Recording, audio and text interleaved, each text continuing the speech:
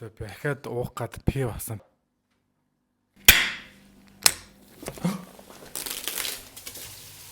What the fuck? Асахигийн драфт ч юм бүр тесрэх бөмбөг юм хайш юм би бүр хамаг юм амар пи болгоочдөг штт.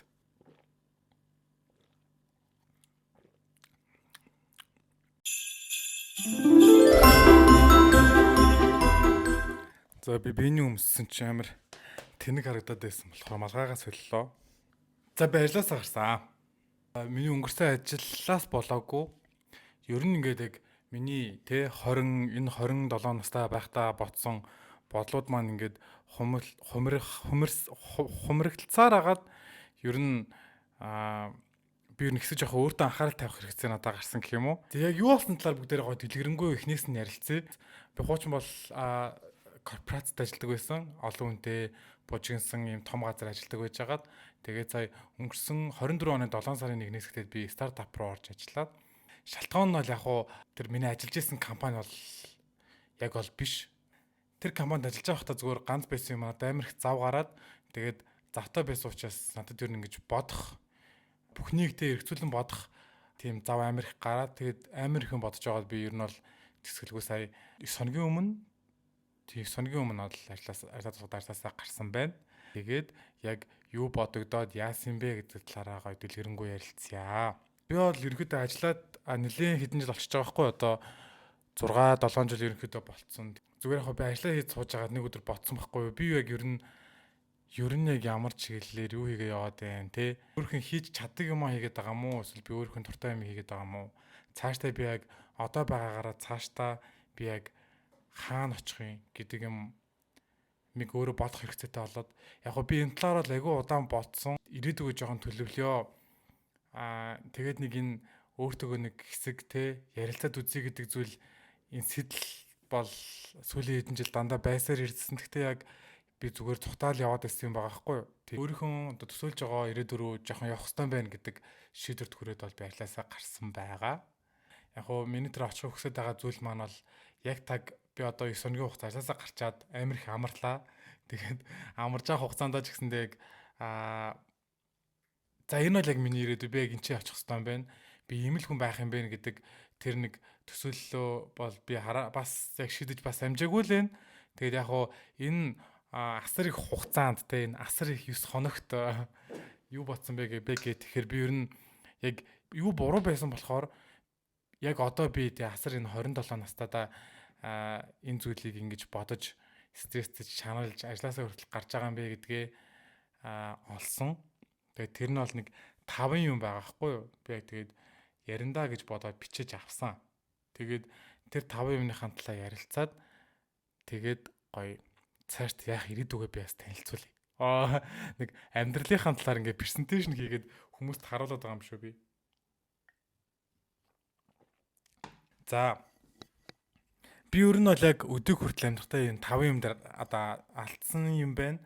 Тэр 5 юмыг би засаж сайжруулах хэрэгтэй юм байна гэдэг бодол орж ирсэн. Тэгээд би өөрөө ч гэсэндээ хүлээн зөвшөөрсөн. Би яг ер нь бол яг ажлаа дуусгаад ажилласаа гарсныхаа дараа болохоор аюу хоолоо энэ өвдөөд тэгээ бас бостой асуудлууд гарч ирээд танил хүрээллийн талын ч гэсэндээ асуудал гарч ирээд ер нь бол physically болон mentally аль дээр нь би бол жоохон докторгүй байсан. Тэгэд одоо ер нь л гайгүй болж байна.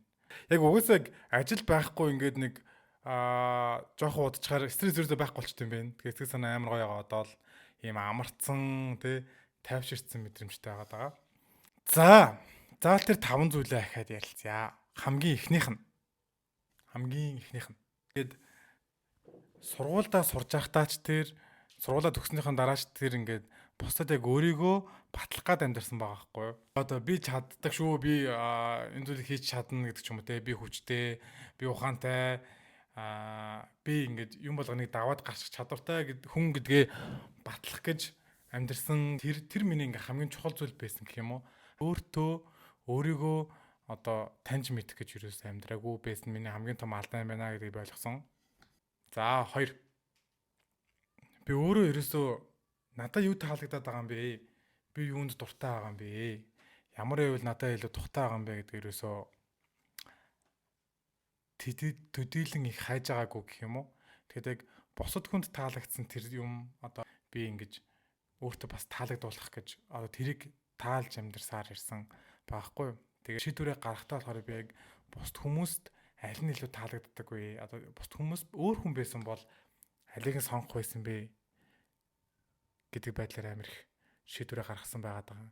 Тэгэд сая амарж явах хугацаандаа ч гэсэндээ би анзаараад л байсан. Ингээд яг надад таалагдаад байгаа юм шиг мөртлөө би яг бусад хүний үзэл бодлыг сонсох ёстой юм шиг те. Бусад хүн төрөө таалагдахгүй байна гэвэл за бусад хүн таалагдахгүй юм чинь хүмүүст таалагдахгүй зүйлийг би авах гэдэг яах вэ гэдэг бодол орж ирээд тэгээд энэ хоёр дахь поинтын маань бүр баталсан юм. За гурав дахьт нь болохоор би өөрөө ер нь бол айгу хар бага байхасаа мэддэг байсан юм аа. Тэгээд тэрийг тасчихдаггүй явсаар байгаад ирсэн нэг юм байгаад. Энэ болохоор яг юм материаллык юмнуудаас л амар их юм амьдралын кайф авч амьдэрсэн байгаа хгүй.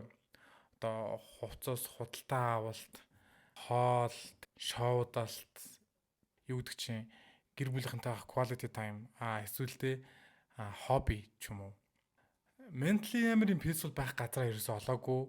50 байж ич тэ хүн чинь тэрнээсээ кайф авч тэрнээсээ одоо ингэж цаашаад амьдрах итгэл найдвараа авч явна амар сүртэй хүндүг ашиглаад байна. Тэгээд тийм ээ. Дараа нь болохоор би яг амар ганцаардах дурггүй байхгүй юу? Айдаг төрлийн юм байхгүй юу? Ганцаараа бэж чаддаггүй гэх юм уу? Насан туршдаа би ингээл гэрийнхэнтэйгээ амьдрал тэгэл дотор байранд амьдрахтаа бас найзуудтайгаа байгаал ингэж явсараад ирсэн. Яг ганцаараа юм хийж үлдэх, ганцаараа ямар нэгэн даалгавар авах ч юм уу тохиолдлуудад би амар хэцүү байдаг байсан, амар их стресстэй байсан. Би надад ерөөсөж чадахгүй юм шиг мэдрэмж төрдөг те. Би ганцаараа байвал яг давж чадахгүй юм шиг тийм өөртөө итгэлгүй болдог үед байсан байхгүй юу. Тэгээд тэр айцаа би болохоор ганцаараа амьдарч эхлээд бол ерөөхдөө одоо давсан гэж бодож байна. Ганцаараа байхаас айдаг айдас маа намайг ямар болгоцсон бэ гэхээр бусдаас ингэж жоохон хамааралтай. Бусдын нөгөө нэг үзэл бодол дотор амьдардаг болгоцсон байсан байхгүй юу. Ганцаараа амьдарч эхэлснээр бол би тэрийгэ баг ер нь бол засаад явж байгаа. Тэгээ сая бас амарч байгаа хугацаанд би яг амар их шийдвэр гаргасан. Амьдрал дээр амар том нөлөөлөхөс зөндөө олон шийдвэр гаргаад тэгээд гол нь тэр шийдвэрүүд маань надад хэрэгтэй байх гэж бодоод зөндөө шийдвэр гаргаад амар их өөрчлөлтүүд ер нь хийсэн. За хамгийн сүүлийнх нь заяа.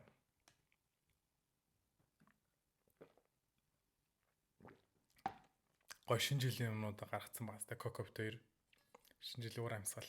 За хамгийн сүүлийнх нь болохоор би ер нь ингээд яг хамаардаг ингээд нийгмийн хүрээллүүд дундаа яг ингэж юм санаачилдаг тэр санаачилсан зүйлстэй ингэж бусдыгаа гуйдаг, уруу татдаг ингээд монголоор би яг нэг темплейт гэдэг хүн болцсон байсан байхгүй юу. За энэ болохоор яг миний ойлгосон юмнууд.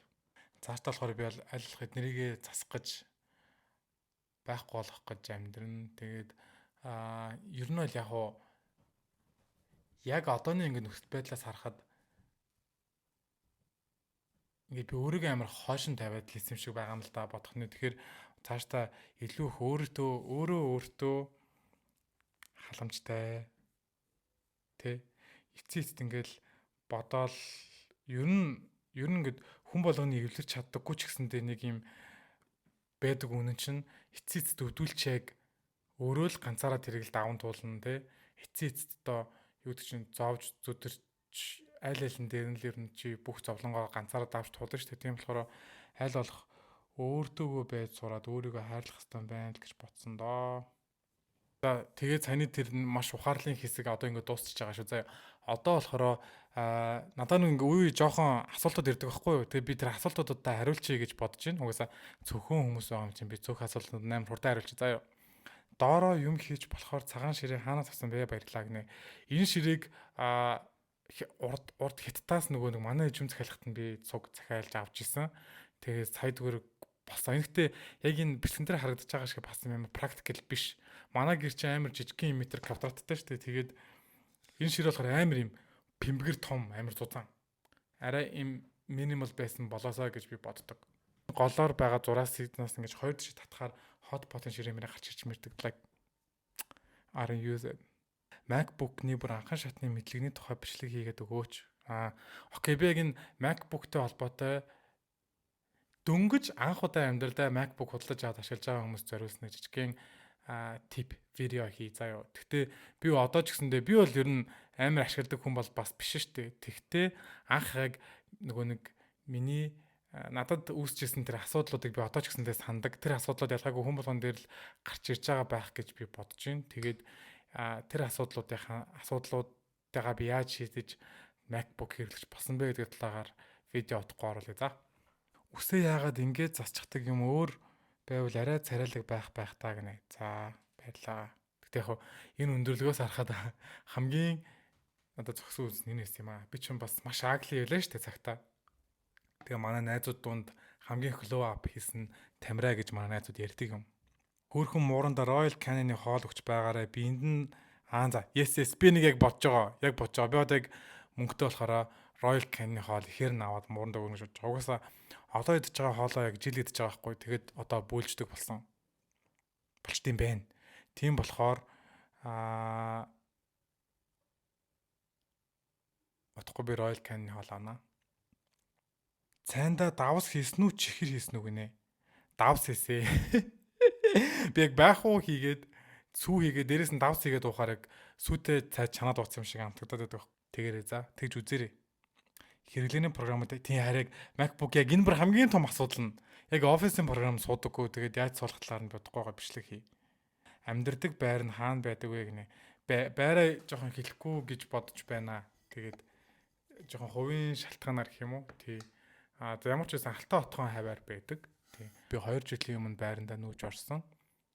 Энэ бүгдийг цуглуулах гэж зөндөөл юм боллоо. Болдсон байна.